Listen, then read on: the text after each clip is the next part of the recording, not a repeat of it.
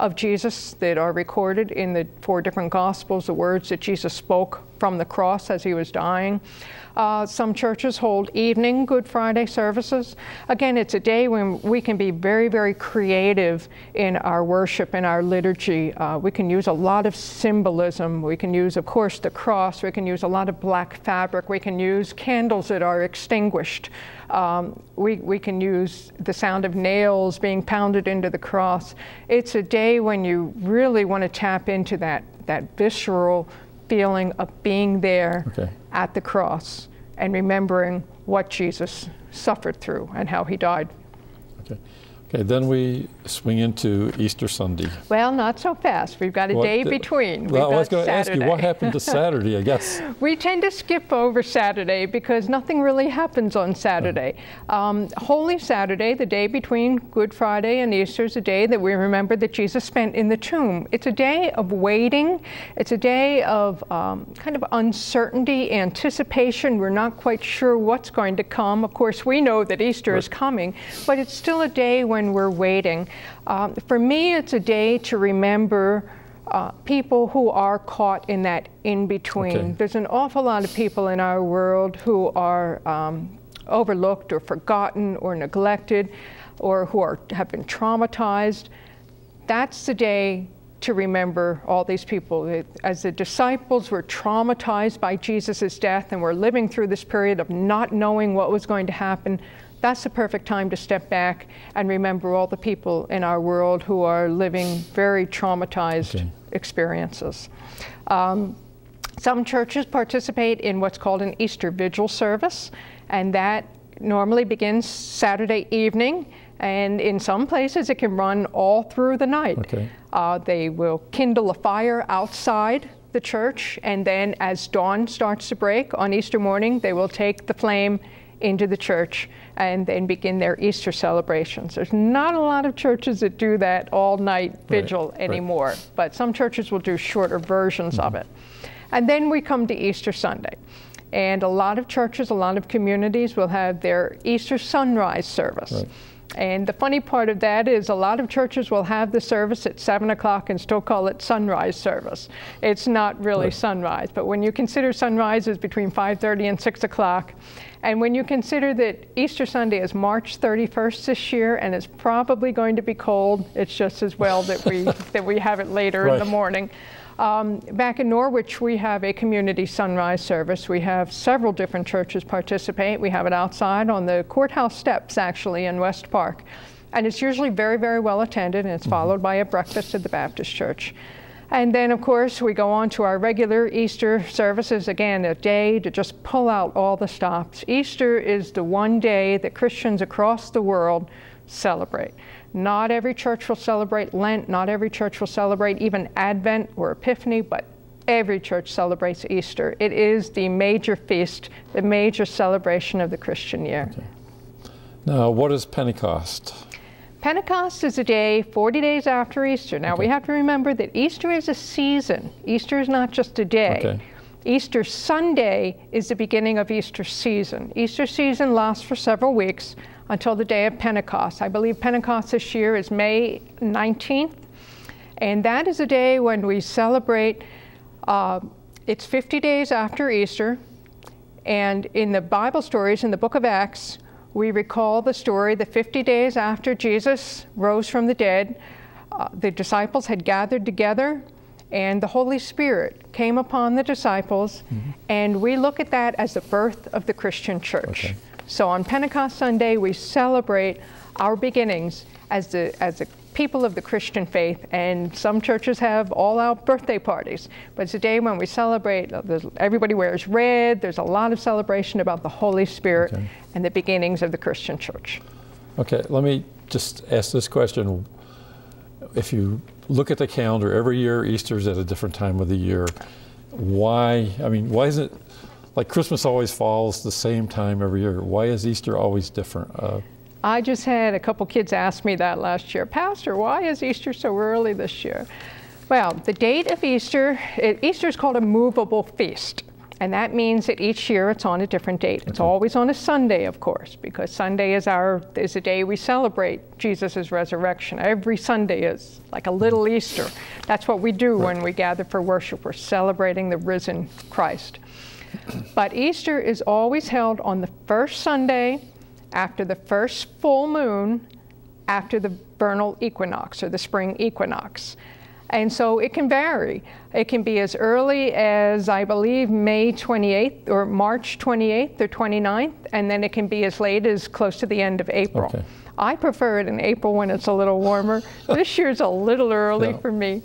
But this was decided way back in the year 325 by a council of the church, the Nicaea Council. They wanted to set a date for Easter, but they chose this way of figuring it out because it closely corresponded to the day when the Jewish Passover meal was celebrated. Okay. That was always held on the evening of the first full moon after the spring equinox. And of course, that Passover, we believe, is what Jesus was celebrating with his disciples. Okay, now in Norwich you have what is called an interfaith council. Yes, we do. And there's different denominations involved in this? We had for years what was called the Norwich Ministerium. And it was a group of pastors from several different churches in town, most of the mainline denominations. We'd get together and have services. We'd have some Lenten services. We'd have Holy Thursday, Good Friday, the sunrise service on Easter, and we'd do some other things together. But just last year, we invited the Jewish community in Norwich to join us, and they very gladly accepted. So now we are the Interfaith Council. And even though we're interfaith, we still do things together to celebrate Easter and Passover. Right. For instance, the Jewish community has given an open invitation to anyone in Norwich to join them for their Seder on March 26th. And several of the pastors from the council will be at that Seder. We're very excited about attending a genuine Jewish Seder. And then, believe it or not, last year at the sunrise service, the rabbi who was there, Rabbi Eve, attended the sunrise service. And it was just a wonderful show of unity and support for one another's traditions. And we do a lot to learn from one another and to support one another. For instance, last Christmas, I had invited the Jewish community to help us with a project. My church put together care baskets full of cookies and candy and all kinds of Christmas goodies to take to the people on Christmas Eve who had to work, people at the hospital, at the nursing homes, at the fire department, at the police department. But the people from the Jewish community delivered the baskets while we were having our Christmas Eve service. So it was just, again, a wonderful show of cooperation and respect for each other's traditions. Okay, now I think you have a couple slides, if we could show them, about Palm Sunday. And this is a part of the... On Palm Sunday, for probably about 15 years now, the three churches in Norwich, the United Church of Christ First Congregational, the First Baptist Church, and Broad Street United Methodist Church have participated in a combined Palm Sunday procession and service. And it's really quite the event. This is a picture of us in the midst of the procession. We have just left the United Church of Christ, which is where we start at 10 o'clock. And we bless the palms, and we have a very brief 15-minute service, and then we all go out and process. You can see there I am, and in the middle is Reverend Joe Connolly from the UCC, and then on the other side, leading our little pony, is Reverend Dave Spiegel from First Baptist. Every year we try to have a pony with us, and which the kids love, of course. And we process from the UCC Church to the First Baptist Church, where we stop for a time of prayer. And then we process across Broad Street with the police department helping to stop traffic onto Broad Street United Methodist Church, where we have a very, very big service with all three churches, all three choirs. We usually have handbells. It's just a really wonderful service. In the next slide, you'll just see another picture of us getting ready to cross one of the streets. This year, we were unable to procure a pony, so we have someone who's offered to bring an alpaca. So that should be a lot of fun. Picturing Jesus riding on the back of an alpaca.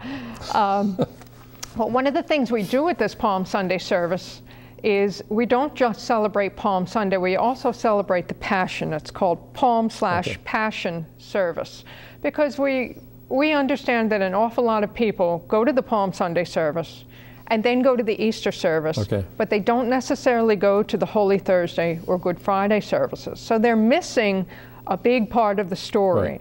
To skip right from Palm Sunday to Easter Sunday means you're not really understanding the depth of Jesus' sacrifice and his ministry and his mission. So after we start with celebrating Palm Sunday with the palms and with the songs and everything, then we move into the telling of the Passion story, so that by the time the people leave the service on that Sunday, they will have heard the entire story of Jesus' Last Supper, his trial, his crucifixion, and his death. And then they wait until next Sunday when we can finally gather together again to celebrate the resurrection.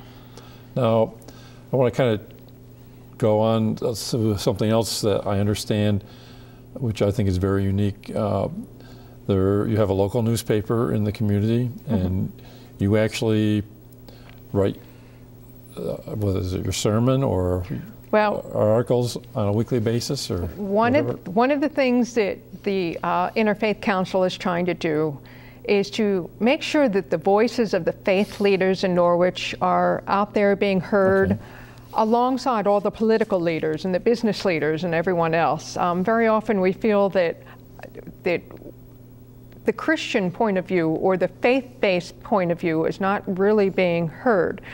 So I got in touch with the editor of the Evening Sun newspaper and asked, could I write an article for the weekly religion page? He said, sure, we'd love to have it. So he published one, and it was very well received. A couple weeks later, I offered another article. And now other people in the ministerium are going to be doing the same thing. So our hope is that at least once or twice a month there will be something in the paper from a local faith leader. Okay. Now, I guess one other thing, you have started a new service on Saturdays? We have a new service. It's called The Journey. It's a very casual, very laid-back, non-threatening kind of service at 6:30 Saturdays evenings. We have it in Fellowship Hall. We have coffee and goodies and everything. It's designed for people who don't have much experience of church, as a way of introducing them to worship. And it's been going very, very well. Okay, well, Nancy, I really appreciate kind of explaining everything about Easter. I think there's a lot of people out there that don't really understand everything that goes on. I think you've really kind of laid it out so people have an understanding, and I appreciate you taking the time to be here today to talk about this and also to share what's going on in Norwich for Palm Sunday and coming up for Holy Week and everything. And I wish you luck with your Saturday services also. Thank you. Okay.